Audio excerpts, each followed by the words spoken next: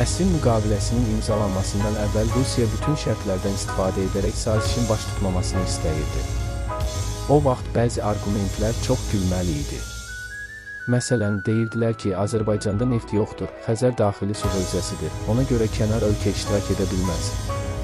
İran da bu arqumentdən istifadə edirdi.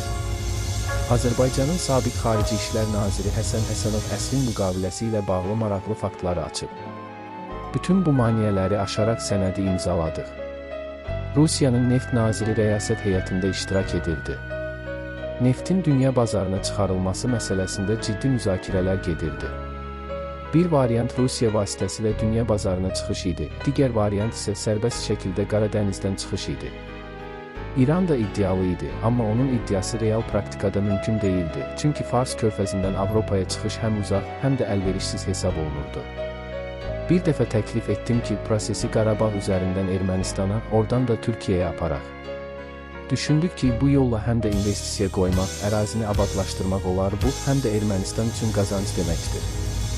Heydər Əliyev çox fikirləşdi, həmin an cavab vermədi və sonda bunu Petrosyana mənim deməyimi tapşırdı. Petrosyan isə cavab verdi ki, biz Qarabağı borulara dəyişmirik.